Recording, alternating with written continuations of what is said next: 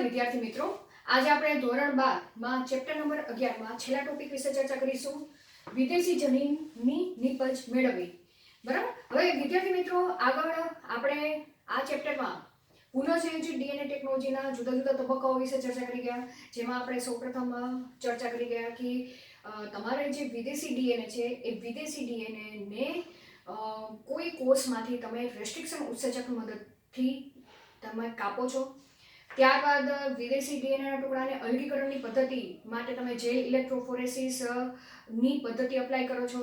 તેની મદદથી તમે વિદેશી ડીએનએનો ટુકડો મેળવો છો. ત્યારબાદ વિદેશી ડીએનએના ટુકડાને કોઈ વાહકમાં તમે જોડાણ કરો છો વાહક સાથે. એ વિદેશી ડીએનએના ટુકડા જ્યારે વાહક સાથે જોડાય છે તેને પુનઃસંયોજિત ડીએનએ કહેવામાં આવે છે. આ પુનઃસંયોજિત ડીએનએને તમે કોઈ યજમાનમાં સ્થળાંતર કરો છો. ત્યાં સુધી આપણે ચર્ચા કરી ગયા. હવે વિદેશી જે ડીએનએનો ટુકડો છે કે આપણો જે ઈચ્છિત ડીએનએનો ટુકડો છે એ ગ્રાહી કોષમાં સ્થળાંતર થઈ ગયો છે, તેની આપણે સ્ક્રીનિંગ કરી લીધી. બરાબર. હવે એ જે વિદેશી ડીએનએનો ટુકડો ગ્રાહી કોષમાં સ્થળાંતર થઈ ગયા બાદ તેનું અભિવ્યક્ત થવો જોઈએ. બરાબર. એટલે કે તેમાંથી પ્રોટીન બનવાની પ્રક્રિયા થવી જોઈએ. આ પુનઃસંયોજિત ડીએનએ ટેકનોલોજીનો એક મહત્વના તબક્કા તરીકે, એટલે કે છેલ્લા તબક્કા તરીકે ઓળખવામાં આવે છે. બરાબર. તો આપણે લખી શકીએ કે વિદેશી ડીએનએ એટલે કે ડીએનએ અથવા તો તમે લખી શકો જનીન ગ્રાહી કોષમાં સ્થળાંતર થઈ ગયા બાદ, શેમાં? ગ્રાહી કોષમાં સ્થળાંતર થઈ ગયા બાદ તેનું અભિવ્યક્ત થવું જરૂરી છે. બરાબર. શું કહે છે? તેનું અભિવ્યક્ત થવું જરૂરી છે. બરાબર. જરૂરી છે ઇન ધ સેન્સ તેમાંથી પ્રોટીન બનવું જરૂરી છે. હવે તમને ખબર છે કે જનીનમાંથી પ્રોટીન કઈ રીતે બને? માનો કે ફોર એક્ઝામ્પલ આ જનીન છે. બરાબર. જનીન એ પોતે શું કરશે? પ્રત્યાંકનની પ્રક્રિયા કરે છે. પ્રત્યાંકનની ક્રિયા એટલે જનીન શું છે? ડીએનએ છે. ડીએનએ માંથી એમઆરએનએ બનવાની ક્રિયા ને પ્રત્યાંકનની ક્રિયા કહીશું. બરાબર. ત્યારબાદ તે એમઆરએનએ માંથી પ્રોટીન બનવાની પ્રક્રિયા થવી જોઈએ, જેને આપણે શું કહીએ છીએ? ભાષાંતરની ક્રિયા. બરાબર. તો આટલી પ્રક્રિયા થવી જોઈએ ગ્રાહી કોષમાં. જે આપણો વિદેશી ડીએનએનો ટુકડો છે તેમાંથી એમઆરએનએ બનવાની પ્રક્રિયા અને પ્રોટીન બનવાની પ્રક્રિયા ગ્રાહી કોષમાં થવી જોઈએ. અને ગ્રાહી કોષમાં જે પ્રોટીન બને છે તે શું છે? આપણી નિપજ છે. બરાબર. અહીંયા આપણે લખી શકીએ અભિવ્યક્ત થવું જોઈએ જરૂરી છે, એટલે કે વિદેશી જનીન માંથી પ્રોટીન બનવાની જે ક્રિયા છે બને છે, ક્યાં બને છે? ગ્રાહી કોષમાં. બરાબર. બને છે. તે પ્રોટીનને શું કહેવામાં આવશે? પુનઃસંયોજિત પ્રોટીન કહે છે. ખ્યાલ આવી ગયો? તો તમને આ પ્રશ્ન પણ એમસીક્યુ માં પૂછી શકે. પુનઃસંયોજિત પ્રોટીન એટલે શું? પુનઃસંયોજિત પ્રોટીન એટલે કે વિદેશી ડીએનએ કે વિદેશી જનીન, કોઈ પણ શબ્દ વાપરો, જનીન નું ગ્રાહી કોષમાં જે પ્રોટીન બને છે એટલે કે તે અભિવ્યક્ત થાય છે, તો તે પ્રોટીનને પુનઃસંયોજિત પ્રોટીન કહે છે. હવે વાત કરી કે આવી જે અસંખ્ય પ્રતિકૃતિ જે ગ્રાહી કોષની બનવાની ક્રિયા જો લેબોરેટરીમાં કરવામાં આવે તો તે ખૂબ જ ઓછા પ્રમાણમાં બને છે. બરાબર. અહીંયા લખી શકીએ કે વિદેશી જનીન ધારણ કરતું જનીન ધરાવતો ગ્રાહી કોષની પ્રતિકૃતિઓ લેબોરેટરીમાં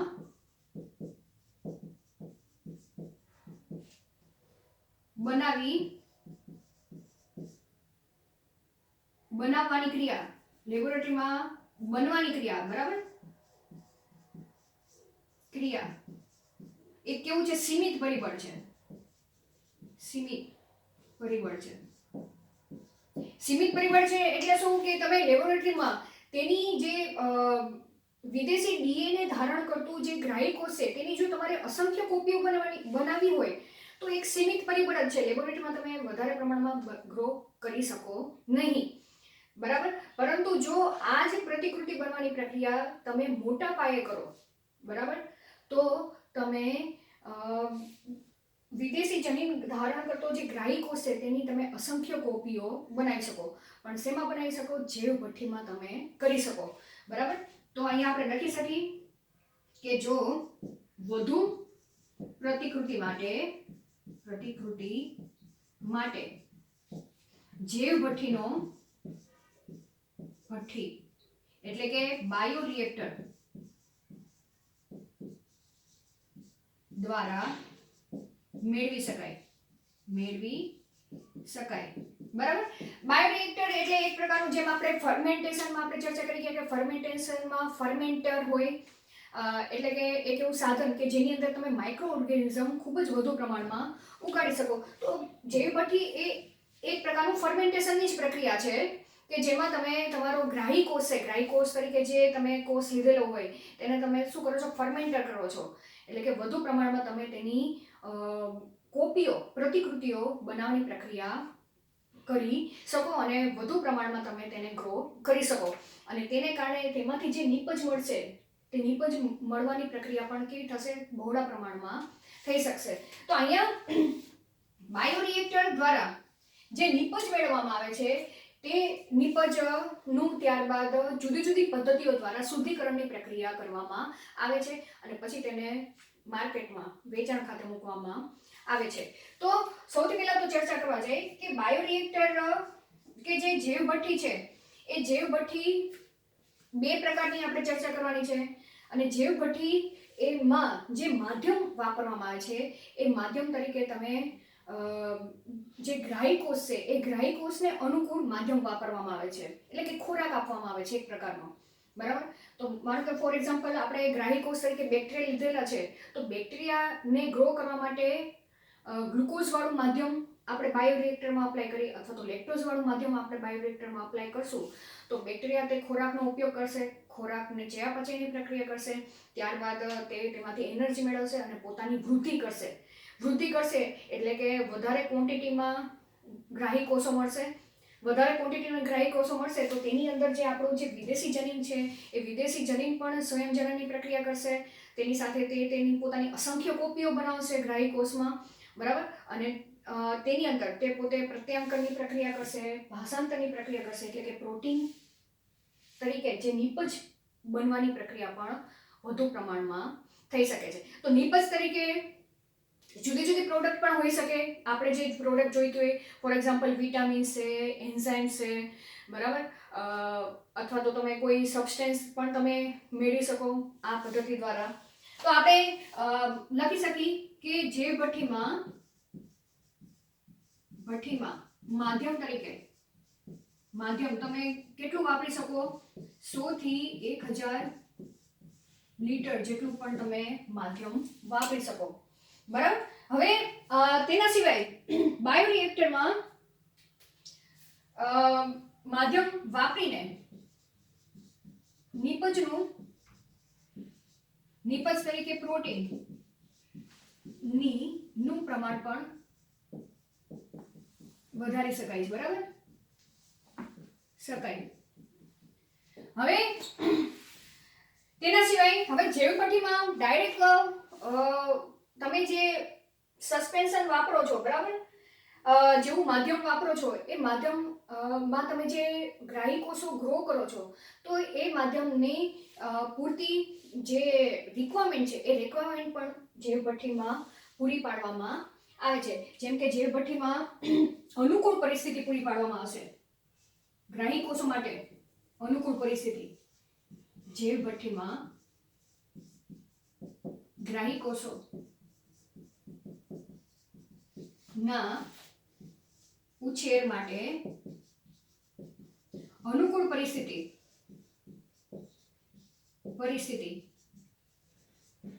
પૂરી પાડવામાં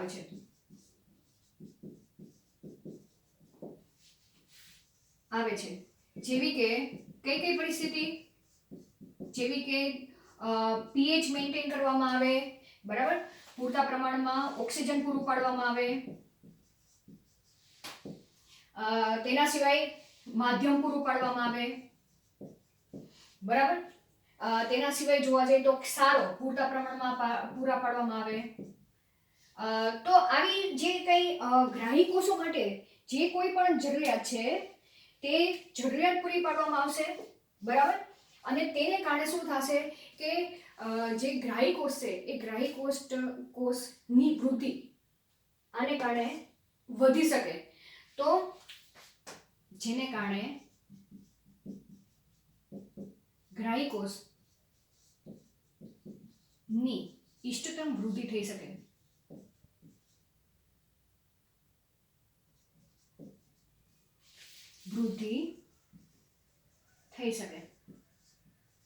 ખ્યાલ આવી ગયો કે જૈવભઠ્ઠીનો શું ઉપયોગ છે?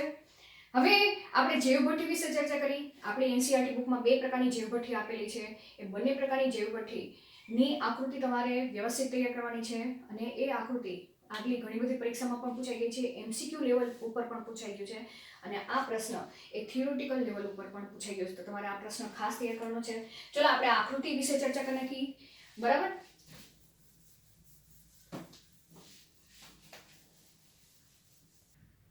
હવે આપણે 2 બાયોરિએક્ટર વિશે ચર્ચા કરવાની છે. પહેલું છે સરળ સ્ટીરેડ ટેન્ક બાયોરિએક્ટર અને બીજું છે સ્પર્જ સ્ટીરેડ ટેન્ક બાયોરિએક્ટર.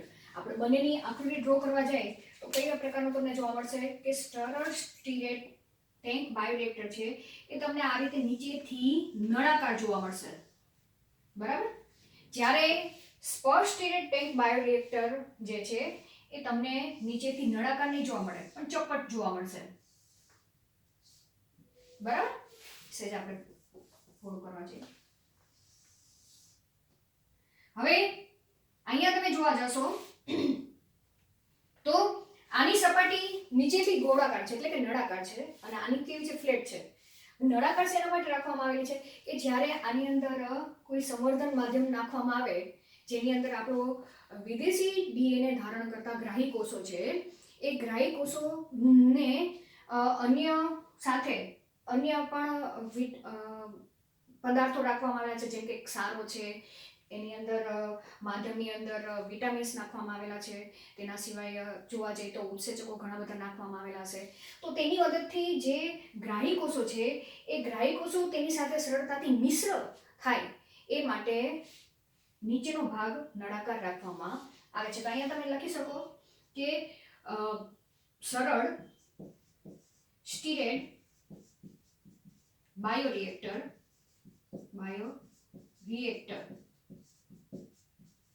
માં નીચેનો ભાગ કેવો હોય છે? નળાકાર હોય છે, જેથી મિશ્રણ સરળતાથી શું થઈ શકે? મિશ્ર થઈ શકે, બરાબર. બીજું કોઈ કારણ નથી. એવી જ રીતના અહીંયા તમે લખી શકો કે સ્પર્જ સ્ટીરેડ રિએક્ટર નો નીચેનો ભાગ કેવો હોય છે? ફ્લેટ હોય છે, જેથી મિશ્રણમાં રહેલ ગ્રાહી કોષોને પૂરતા પ્રમાણમાં ઓક્સિજન મળી રહે, ઓક્સિજનની સપાટી મળી રહે, બરાબર. સપાટી મળી રહે, બરાબર. તો અહીંયા હવે આપણે એની ચર્ચા કરી કે અંદર શું આવેલું છે. આ રીતે બંધ છે, નળાકાર છે. હવે વચ્ચે એક આંદોલક મૂકવામાં આવ્યું છે, બરાબર.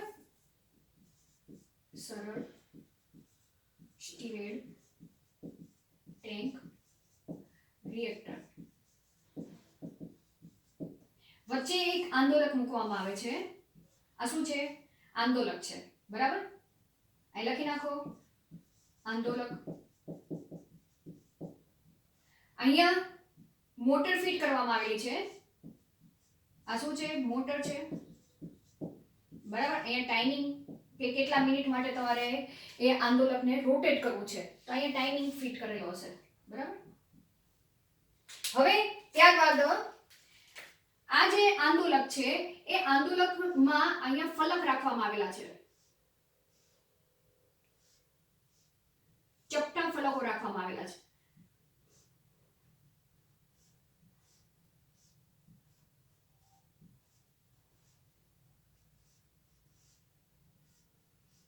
આ રીતે તમારે આકૃતિ કરી નાખવાની, બરાબર. આ શું છે? ચપટા ફલકો. હવે અહીંયા ટેન્કમાં, બરાબર, આ ટેન્ક છે. કઈ છે? સરળ સ્ટીરેડ ટેન્ક છે. અહીંયા સંવર્ધન માધ્યમ નાખવામાં આવેલું છે, બરાબર. તેના સિવાય આપણે જોવા જઈએ તો એક ઇનલેટ રાખવામાં આવેલું હોય છે અહીંયાથી સ્ટરાઇલ, તમારે ઇંગ્લિશમાં લખો તો ઇંગ્લિશમાં લખી નાખો, બરાબર. અથવા તો સૂક્ષ્મ જીવ રહિત, જેને ઇંગ્લિશમાં સ્ટરાઇલ બોલવામાં આવે છે, અહીંયા હું લખી નાખું સ્ટરાઇલ. હવા પસાર કરવામાં આવે છે, હવા નહીં પણ વરાળ પસાર કરવામાં આવશે. શું કરવામાં આવશે? વરાળ, જ્યાં અહીંયાથી અંદરની બાજુએ દાખલ કરવામાં આવે છે. એવી જ રીતના નીચેની બાજુએ જોવા જાય તો નીચેની બાજુએ અહીંયા પણ સ્ટરાઇલ, હવા પસાર કરવા માટેનું હોલ રાખવામાં આવેલો છે, જ્યાંથી તમે સૂક્ષ્મ જીવ રહિત અથવા તો શું લખી શકશો? સ્ટરાઇલ લખી શકો. હવા પસાર કરવામાં આવે છે, બરાબર. કે અહીંયાથી તમને ઓક્સિજન અંદરની બાજુએ પસાર કરવામાં આવશે. હવે એના સિવાય આ જે રિએક્ટર છે એ રિએક્ટરની શું ખાસિયત છે આપણે આગળ ચર્ચા કરી ગયા કે જેની અંદર મેક્સિમમ જે આપણો ગ્રાહી કોષ છે તેની વૃદ્ધિ થવી જોઈએ. તો તેની વૃદ્ધિ માટે તેને જે માધ્યમની જરૂર પડે છે તે માધ્યમ બાયોરિએક્ટરમાં પૂરું પાડવામાં આવે છે. હવે તેનું માપન માટે અહીંયા શું રાખવું પડશે? ટેમ્પરેચર તંત્ર મેઝરમેન્ટ કરતું તમે અહીંયા માનો કે થર્મોમીટર છે એ રાખી દો, જે શું મેઝરમેન્ટ કરશે? ટેમ્પરેચર માપશે, બરાબર. તો અહીં લખી શકો તમે તાપમાન માપક તંત્ર કે થર્મોમીટર, બરાબર. અહીં લખી શકો થર્મોમીટર અંદર રાખવામાં આવે છે.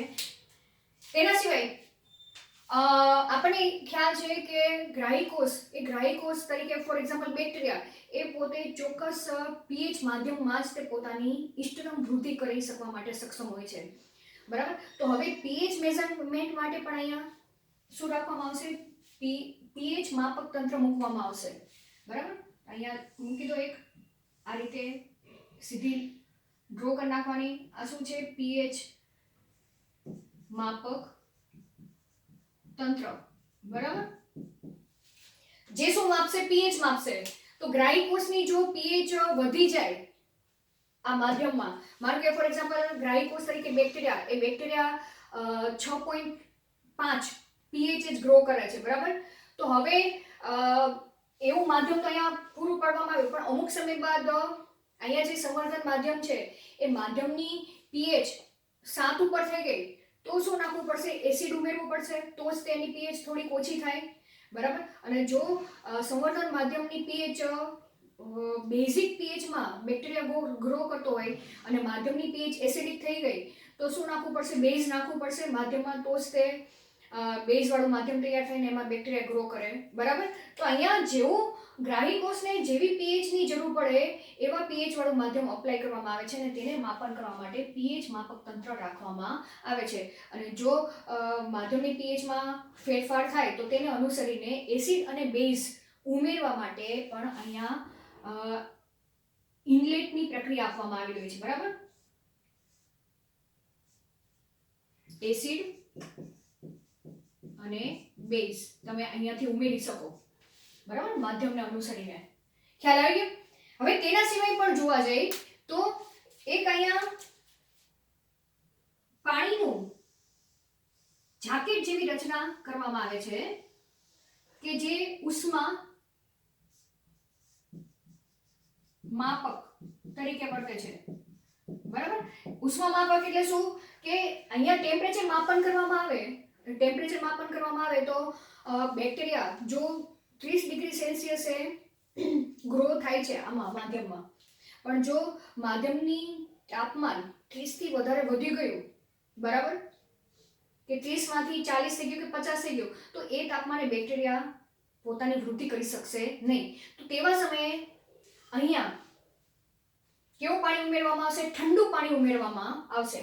આ જાકેટ જેવી રચના હોય છે. બરાબર, કે ઠંડુ પાણી ઉમેરશું તો આપોઆપ સંવર્ધન માધ્યમનું તાપમાન એ ધીમે ધીમે ઓછું થતું જશે. બરાબર, જો એવી જ રીતના આપણે ઉલટું વિચારી કે જો બેક્ટેરિયા 30 ડિગ્રી સેલ્સિયસે ગ્રો કરે છે, બરાબર, અને જો તાપમાન 10 કે 20 થઈ ગયું માધ્યમમાં, તો એવા સમયે અહીંયા જે ગરમ પાણી ઉમેરવામાં આવશે, જેને કારણે જે રિએક્ટર છે એ રિએક્ટરની અંદર આવેલું જે સંવર્ધન માધ્યમ છે તેનું તાપમાન વધી જાય. ખ્યાલ આવી ગયો? તો આ રીતે બાયોરિએક્ટરમાં પરિસ્થિતિને અનુકૂળ, ગ્રાહી કોષોની પરિસ્થિતિને અનુકૂળ માધ્યમ અપ્લાય કરવામાં આવે છે અને બધી જે જરૂરિયાત છે એ જરૂરિયાત અહીં પૂરી કરવામાં આવે છે. ખ્યાલ આવી ગયો? હવે આ જે ચપટા ફ્લવકો છે તેનું શું કાર્ય છે? તો જેમ આ રિએક્ટર અહીંયા મોટર આપેલી છે, એ મોટર આપણે ચાલુ કરશું તો આંદોલક છે એ શું કરશે? રોટેટ કરશે, જેને કારણે આ ફલકો પણ રોટેટ કરશે. અને ફલકો રોટેટ કરશે એટલે સંવર્ધન માધ્યમમાં રહેલું જે મિશ્રણ છે એ મિશ્રણ પણ રોટેટ કરશે. મિશ્રણમાં આપણો ગ્રાહી કોષોનું આપણે સસ્પેન્શન નાખેલું છે. બરાબર, એટલે અહીંયાથી સૂક્ષ્મ જીવરહિત હવા પસાર કરવામાં આવી છે. હવા એટલે અહીંયાથી ઓક્સિજન પસાર કરવામાં આવશે અને તે ઓક્સિજનના માધ્યમમાં જે ગ્રાહી કોષ છે એ પોતાની વૃદ્ધિ કરશે અને પોતાની સંખ્યામાં સંવર્ધન માધ્યમ તરીકે જે ન્યુટ્રિયન્ટ આપેલું છે તેનો ખોરાક તરીકે ઉપયોગ કરીને ગ્રાહી કોષો એ પોતાની વૃદ્ધિ કરે છે. વૃદ્ધિ કરશે તેની સાથે સાથે નિપજો બનવાની પ્રક્રિયા પણ આમાં થતી જાય છે રિએક્ટરમાં. ખ્યાલ આવી ગયો? હવે શું થશે કે અહીંયા ફીણ નિયંત્રણ તંત્ર પણ રાખવામાં આવેલું હોય છે. બરાબર, ફોર એક્ઝામ્પલ અહીંયા હું દર્શાવી દઉં, ફીણ નિયંત્રણ તંત્ર. ફીણ નિયંત્રણ તંત્ર એટલે શું? તો જેમાં આપણે ખબર છે કે આપણે ડોલમાં સાબુનું પાણી રાખી છીએ, બરાબર, પાવડર નાખી છીએ, તો ડોલમાં ઉપર કેમ ફીણ ઉત્પન્ન થાય છે, તો સેમ એવી રીતે અહીં જે રિએક્ટરમાં આંદોલકની મદદથી સતત રોટેશનની પ્રક્રિયા થશે એટલે ફીણ પણ ઉપરની સપાટી ઉત્પન્ન થશે. તો એ ફીણ માં પણ આપણી કદાચ નિપજો એ વેસ્ટ જઈ શકે, તો અહીંયા ફીણ નિયંત્રણ તંત્ર પણ રાખવામાં આવ્યું છે, જેને કારણે એ ફીણ ઉત્પન્ન થવાની પ્રક્રિયા એ આગળ મીન્સ કે ફીણ ઉત્પન્ન થયા તો તેનું નિયંત્રણની પ્રક્રિયા આના દ્વારા થઈ શકે. બરાબર, તો આપણે સરળ રિએક્ટર, ટેન્ક રિએક્ટર વિશે આપણે ચર્ચા કરી ગયા. એ જે સ્પર્જ રિએક્ટર ટેન્ક એ થોડુંક આના કરતાં ડિફરન્ટ છે. તેના નીચેના ભાગ ઉપરથી તો આપણે ચર્ચા કરી ગયા. તેના સિવાય એક અહીંયા નીચેની બાજુએ આંદોલક એક જ મૂકવામાં આવ્યું છે. જેમ અહીંયા આંદોલક મૂકવામાં આવ્યું છે એમાં ફ્લવકો પણ રાખેલા છે, પણ અહીં એમાં ફલકો રાખવામાં આવેલા હોતા નથી. એક આંદોલક મૂકવામાં આવેલું છે આ રીતે. એ આંદોલક પણ કેવું છે? અહીંયા છિદ્ર વાળું હશે. સોરી, આંદોલક નહીં, પણ આને આપણે રિએક્ટર તરીકે કહી છીએ કે એરેટર તરીકે આપણે કહી શકીએ. બરાબર, એરેટર. જે શું કરશે ખાસ કરીને કે અને વચ્ચે એક આંદોલક મૂકવામાં આવેલું છે, આંદોલક. એ આંદોલકમાં અહીંયા એક જ આ રીતે રચના છે. અહીંયા તમે જોશો તો ફલકો પણ ગોઠવાયેલા છે, અહીંયા ફલકો નથી, માત્ર એક જ આંદોલક ગોઠવાયેલું છે. બરાબર. હવે આ શું છે? એરેટર છે. એરેટર એટલે કે અહીંયા છિદ્ર મારફતે હવાના પરપોટા છોડવામાં આવે છે. બરાબર, કે અહીંયાથી હવા પસાર કરવામાં આવશે અને એ હવા એ આ છિદ્ર મારફતે અહીંયા સંવર્ધન માધ્યમ છે, માધ્યમ મૂકવામાં આવેલું છે. એમાં આપણું સેમ્પલ તરીકે ઇચ્છિત બેક્ટેરિયા મૂકેલા છે. બરાબર.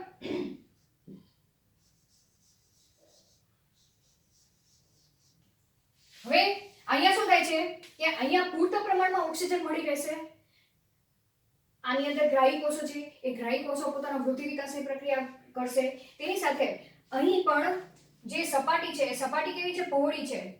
પહોળી છે એટલે એ દ્રાવણ સંવર્ધન માધ્યમ અહીંયા આ રોટેટ થશે એટલે સંવર્ધન માધ્યમ સેજ ઉપર ચડશે એટલે કે નિયમિત રીતે ઉપર નહીં ચડે, પણ જેમ પાણી કેમ વહે છે તે રીતે તેની સપાટી જોવા મળશે.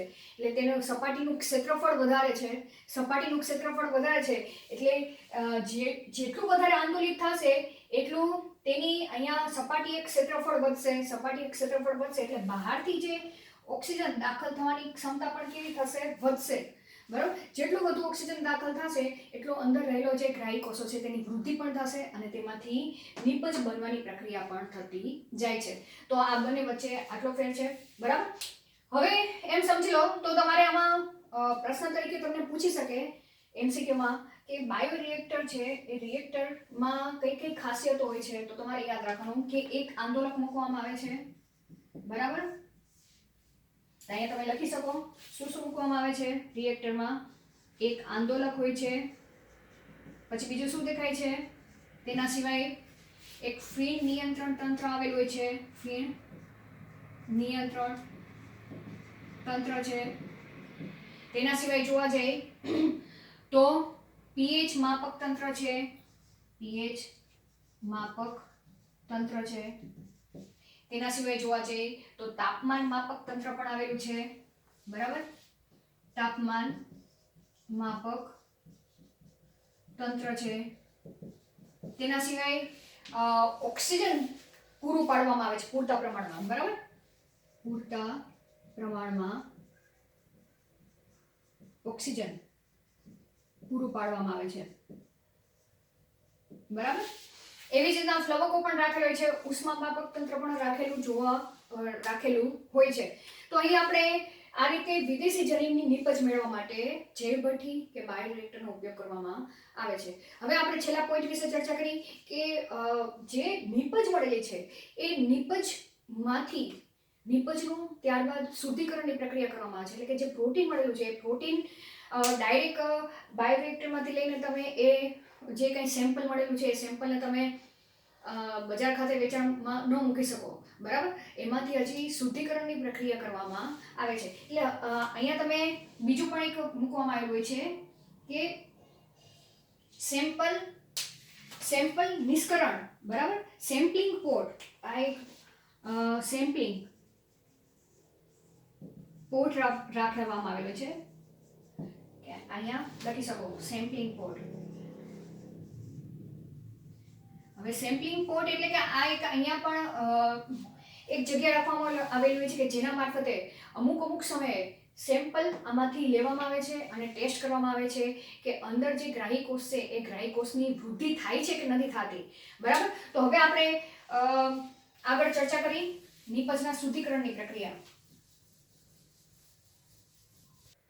હવે આપણે જૈવભઠ્ઠીમાં જૈવ સંશ્લેષણના તબક્કા વિશે તબક્કો પૂર્ણ કર્યો કે જેમાં જૈવભઠ્ઠીમાં ગ્રાહી કોષોનું સંશ્લેષણ પણ થાય છે અને નિપજનું નિર્માણ પણ થાય છે. બરાબર. હવે જૈવભઠ્ઠીમાંથી જે નિપજો મળે છે તે નિપજોનું અલગીકરણની પ્રક્રિયા તેમજ તેની શુદ્ધિકરણની પ્રક્રિયાને અનુપ્રવાહિત પ્રક્રિયા તરીકે અથવા તો ડાઉનસ્ટ્રીમમાં પ્રોસેસિંગ તરીકે ઓળખવામાં આવે છે. જો આ પ્રશ્ન પણ એમસીક્યુમાં એક વખત પૂછાઈ ગયો છે ડાઉનસ્ટ્રીમ પ્રોસેસિસ એટલે શું. બરાબર. તો તમારે કઈ રીતે યાદ રાખવાનું છે કે જૈવ સંશ્લેષિત પ્રક્રિયા બાદ બરાબર, જે પ્રક્રિયા થઈ ગઈ છે તેના બાદ નિપજોનું શું કરવામાં આવે છે? નિપજોનું અલગીકરણ અને શુદ્ધિકરણની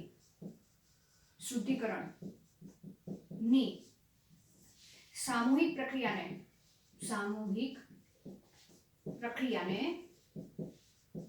શું કહેવામાં આવે છે? ડાઉન સ્ટ્રીમ પ્રોસેસિંગ કહે છે. તમારે ઇંગ્લિશ શબ્દ પણ યાદ રાખવાનો છે, ગુજરાતી શબ્દ પણ યાદ રાખવાનો છે.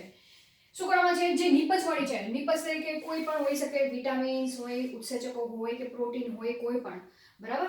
હવે અહીંયા જેમ કે જૈવ સંશ્લેષિત પ્રક્રિયા જૈવ ભઠ્ઠીમાં જોઈએ, જેને તમે અપસ્ટ્રીમ પણ કહી શકો. બરાબર, અપસ્ટ્રીમ પ્રોસેસિંગ. ડાઉનસ્ટ્રીમ પ્રોસેસિંગ એટલે કે અહીંયા જે જૈવ ભઠ્ઠી હતી, એ જૈવ ભઠ્ઠીમાં હવે જે કંઈ આપણને શું મળેલું છે? સેમ્પલ મળેલું છે. બરાબર, એ સેમ્પલમાં તમને શું જોવા મળશે? સેમ્પલમાં બેક્ટેરિયા પણ હશે, બેક્ટેરિયા પણ હશે. બરાબર. તેના સિવાય જોવા જાવ તો વેસ્ટ પ્રોડક્ટ પણ હશે. વેસ્ટ પ્રોડક્ટ તરીકે કોઈ બેક્ટેરિયા કે કોઈ કોષ નિષ્ક્રિય થઈ ગયો હોય, બરાબર, વેસ્ટ પ્રોડક્ટ. અને તેના સિવાય નિપજ પણ હશે, જે આપણને જરૂરી છે. બરાબર, આ ભાગ આપણને જોઈ છે સેમ્પલમાંથી. તો જુદી જુદી અલગીકરણની પ્રક્રિયા કરવા માટે જુદી જુદી પદ્ધતિઓનો ઉપયોગ કરવામાં આવે છે, જેમ કે સેન્ટ્રીફ્યુગેશનની પ્રક્રિયા કરવામાં આવશે. બરાબર, જેને કારણે શું થાય કે જે કોષો છે તે કોષો એ બધા ક્યાં નીચે બેસી જાય અને જે ઉપરનું સસ્પેન્શન હોય તેમાં તમને નિપજો મળી શકે. તેના સિવાય ખાસ જોવા જઈએ તો આ જે નિપજો છે એ નિપજો કાં તો કેવી હોય છે? ઇન્ટ્રાસેલ્યુલર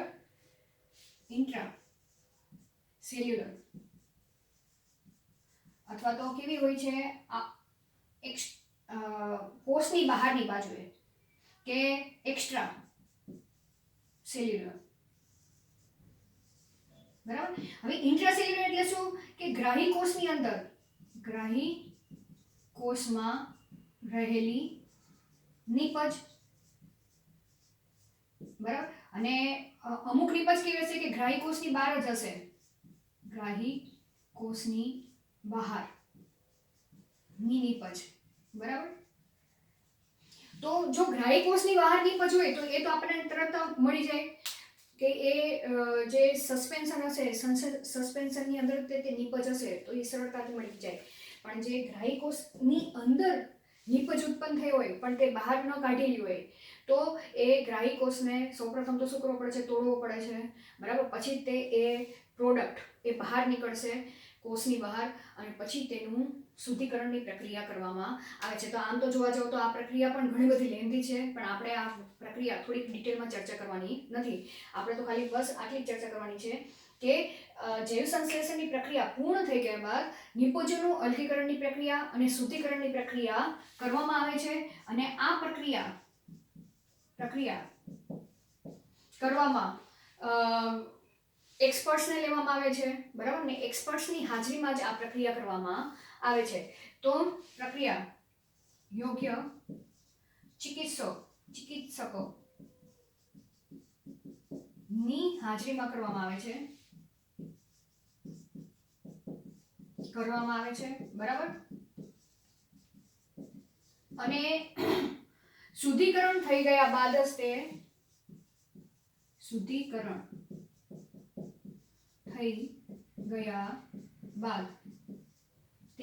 તેનું શું કરવામાં આવે છે? તેનું માર્કેટિંગ કરવામાં આવે છે.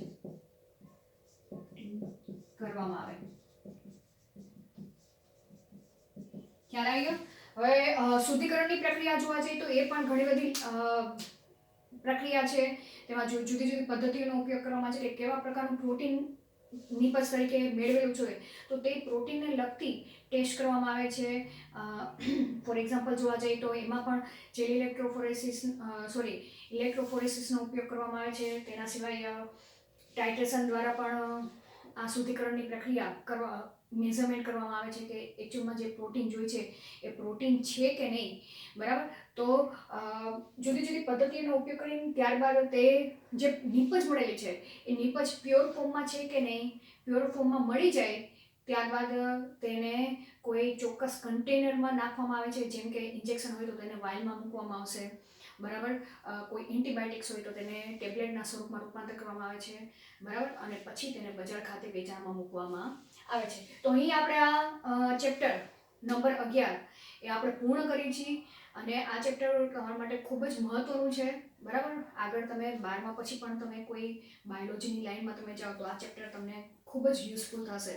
તો આગળ આપણે નવા ચેપ્ટરની શરૂઆત કરીશું, ચેપ્ટર નંબર 12, જ્યાં આપણે બાયોટેકનોલોજીના સિદ્ધાંતોના ઉપયોગો કયા કયા છે તેના વિશે ચર્ચા કરીશું. Thank you.